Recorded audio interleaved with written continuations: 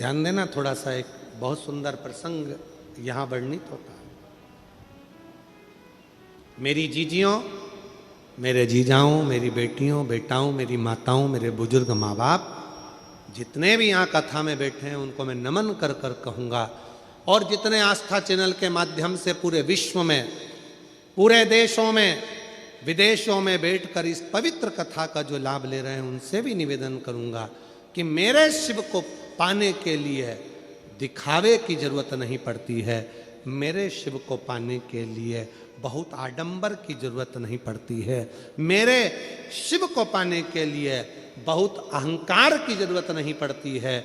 शिव पुराण कहती है मेरे शिव को पाने के लिए केवल प्रेम का एक लोटा जल चढ़ जाए तो मेरे शंकर प्रसन्न हो जाए। केवल प्रेम का एक लोटा जल सारी समस्या का हल।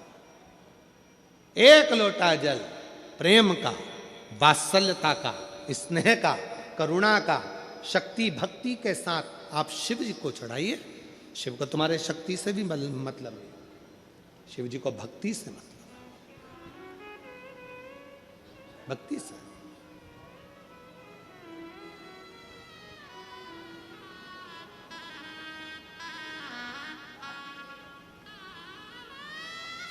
एक पत्र में एक बहन जी ने लिखा है, कभी कभी हम शंकर भगवान को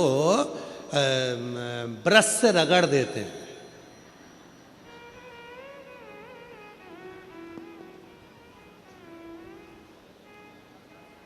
भगवान भोलेनाथ जी भी सोचते होंगे किसके हाथ में आ गया।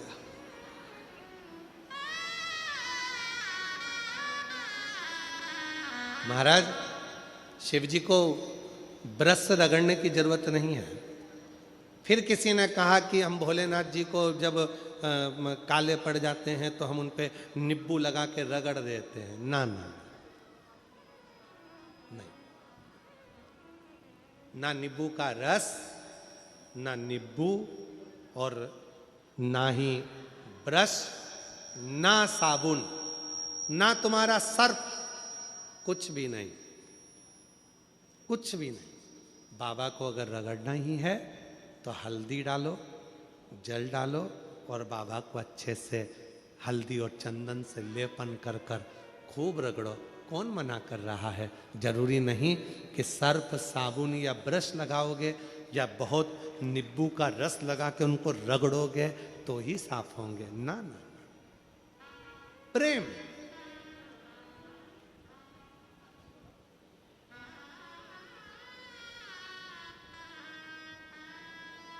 और भगत के बस में है भोलेनाथ, भगत के वश में है भोलेनाथ।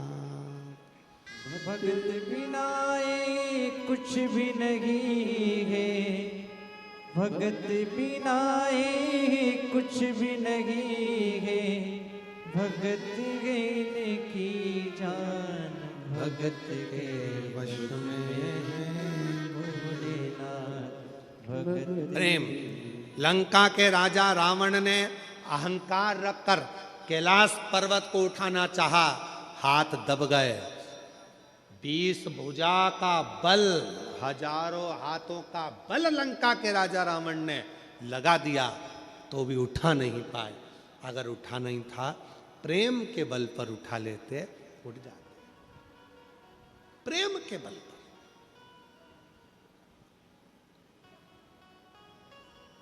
एक प्रसंग है, पहले कभी स्मरण में नहीं आया पर आज स्मरण में आया है नखपुरा में, तो बड़े सावधानी से सुनिएगा। एक बार मां आद्य शक्ति पार्वती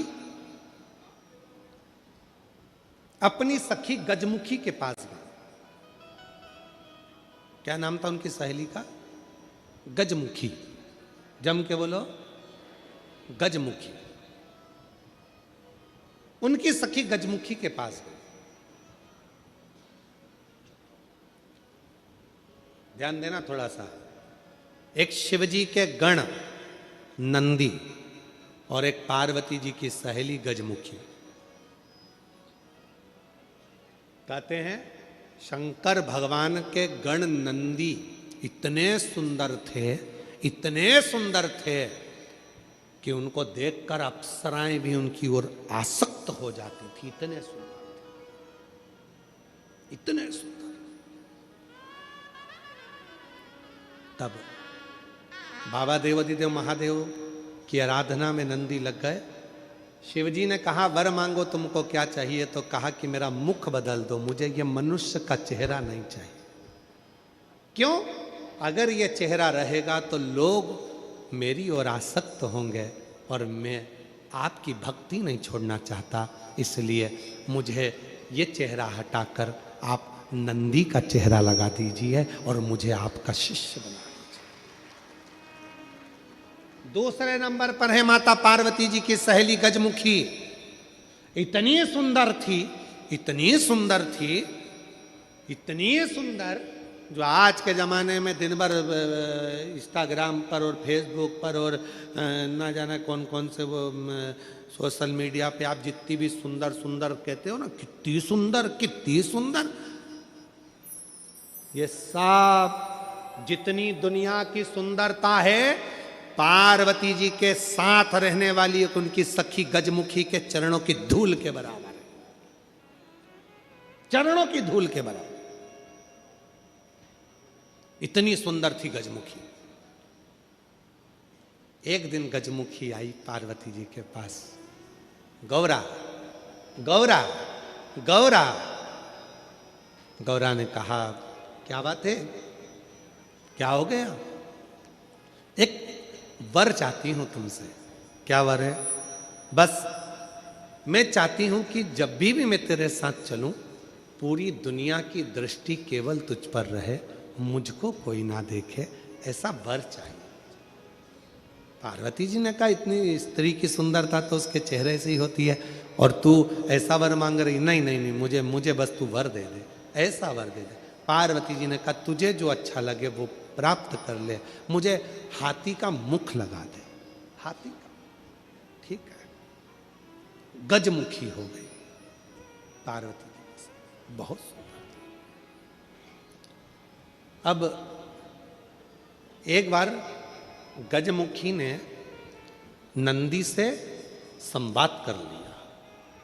बहुत सुंदर प्रसंग है, थोड़ा ध्यान देना।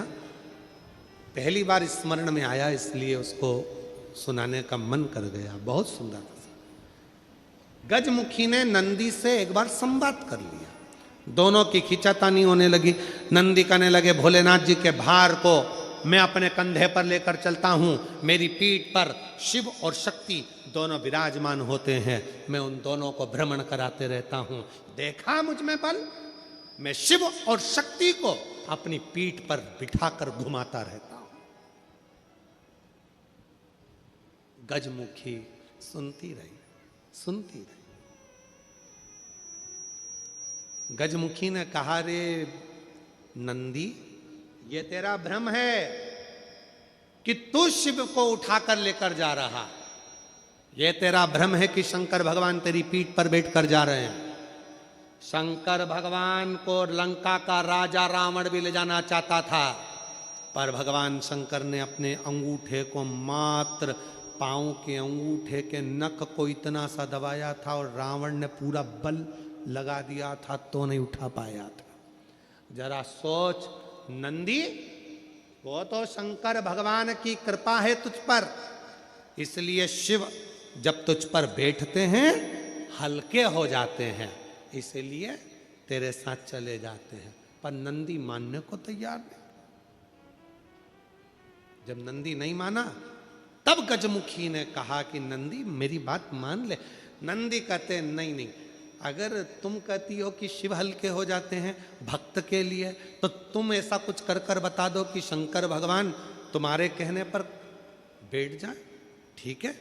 आज गजमुखी पार्वती जी की आज्ञा लेकर तप साधना में बैठ गई। शिवजी प्रसन्न हो गए। क्या बात है गजमुखी, क्या चाहती हो? इतने दिनों से तुम तप साधना कर रही हो पार्वती की, आज मेरी तप साधना? क्या हुआ? बोलो गजमुखी, क्या चाहती हो? गजमुखी ने एक बेलपत्र का पत्ता दिया और बाबा भोलेनाथ जी से कहा, बाबा मेरा निवेदन है, इस पत्ते को मैं हवा में उड़ाऊंगी, आप उस पत्ते पर क्या बैठ जाओगे? शंकर भगवान बोलने लगे, अकेला बैठूं या पार्वती को भी बैठाऊं? गजमुखी बोली, इतने से पत्ते पर पार्वती भी बैठ जाएगी? शिव जी बोले, पार्वती को बिठाऊं, साथ में गणेश जी को भी बिठाऊं कि रिद्धि सिद्धि को भी बिठाऊं? गजमुखी ने कहा, इतने से पत्ते पर गणेश रिद्धि सिद्धि बैठ जाए। शिव जी बोले कि कार्तिकेय को भी बिठा लूं कि अशोक सुंदरी को भी बिठा लूं कि जया विशारा सामरी बारी दौतली देव सबको बिठा लूं? इतना बड़ा परिवार सब बैठ जाएगा? इतने में शिव जी बोले कि भगवान विष्णु और लक्ष्मी को भी बिठा लूं क्या? कहा, विष्णु लक्ष्मी? तू कहे तो ब्रह्मा ब्रह्माणी को, ब्रह्मा ब्रह्माणी, इंद्र इंद्राणी, 33 कोटि देवता इस पत्ते पर बिठा देता हूं, बोल गजमुखी। गजमुखी मुस्कुराकर बोली, ये सब तो नहीं, केवल आप बैठ जाइए। गजमुखी ने शिव नाम लेकर पत्ते को शिवलिंग पर चढ़ाने के लिए बस थोड़ा सा उसको नीचे की ओर गिराया। उतनी देर में उस पत्ते के अधर पर मेरा शंकर आकर विराजमान हो गया। मेरा शिव, मेरा शिव उस पत्ते पर आकर विराजमान। आवाज लगाई, नंदी जल्दी आओ। तुम कहते थे मुझ में बल है, मैं शिव को पीठ पर बिठाता हूं। तुमसे ज्यादा बल एक बेलपत्री के पत्ते में है, जो पूरे 33 कोटि देवता को एक पत्ते पर बिठा सकता है। एक बेलपत्र के पत्र में वो बल होता है, एक बेलपत्र के पत्ते में वो बल होता है, पूरे ब्रह्मांड को वो अपने में समेटे रहता है।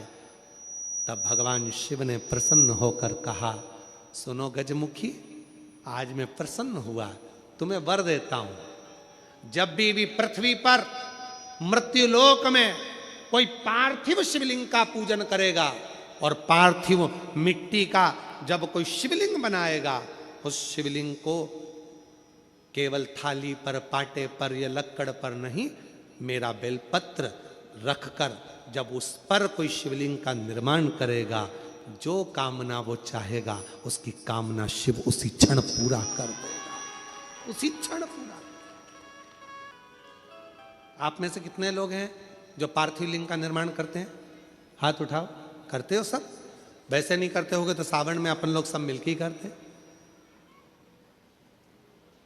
काय में बनाते हो? पात्र में। पात्र के अंदर जब शिवलिंग का निर्माण करते हो तो सबसे पहले नीचे एक बेलपत्र रखा, रखते हो? जम के तो बोलो, रखते हो ना? बहुत जरूरी है एक बेलपत्र। क्यों?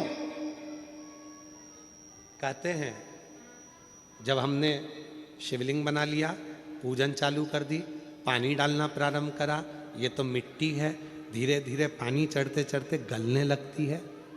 जब मिट्टी गलने लगती है, शिवलिंग थोड़ा थोड़ा थोड़ा थोड़ा खंडित होने लगता है। मन में आता है कि हमने शिव जी की पूजन करी, शिवलिंग मिट्टी का था, गल रहा है। शहद चढ़ाने से, दूध चढ़ाने से, जल चढ़ाने से, अभिषेक करने से मिट्टी गलने लगी है, शिवलिंग खंडित होने लगा है। शिव महापुराण की कथा कहती है, पार्थिव लिंग को, मिट्टी के शिवलिंग को जब हम बेलपत्र के ऊपर निर्माण करते हैं, पार्थिव शिवलिंग बनाकर पूजन करते हैं, तो वो मिट्टी का शिवलिंग अगर गल भी जाए, टूट भी जाए, पानी में बह भी जाए, तो याद रखना वो कभी खंडित नहीं माना जाता, वो अखंड ही माना जाता है।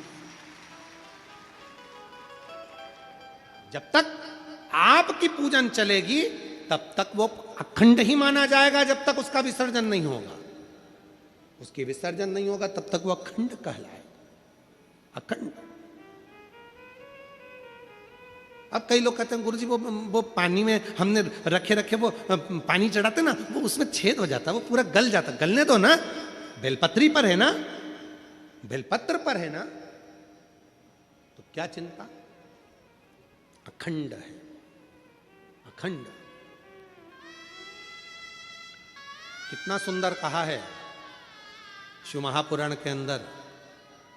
गजमुखी का चरित्र यदि पढ़ेंगे तो गजमुखी के चरित्र में वर्णन आता है, यदि मन के आनंद के लिए आपको अगर शिव जी पर बेलपत्र चढ़ाना है तो पहले जल चढ़ाएंगे, जल के बाद हम बेलपत्र चढ़ाते हैं। बोलो चढ़ाते कि नहीं चढ़ाते? पर जब कोई व्यक्ति बीमार पड़ गया, रोग से ग्रसित हो गया, बहुत बड़ा उसके साथ में दुख आकर खड़ा हो गया, बहुत बड़ी तकलीफ में वो घिर गया, कोई एक्सीडेंट हो गया, कोई तकलीफ में पड़ गया है, बहुत ज्यादा तकलीफ में आ गया, तो क्या करा जाता है? फिर पहले जल नहीं, पहले चढ़ता है बेलपत्र, उसके बाद चढ़ता है जल। क्यों? बाबा वो बीमार पड़ा है, आप इसको जैसे जल को झेलोगे उस बीमार व्यक्ति को झेल लेना, कुछ होने मत देना शंभू, उसको संभाल लेना। ये क्रिया तुरंत बदल जाए, तुरंत। इसका प्रमाण क्या है?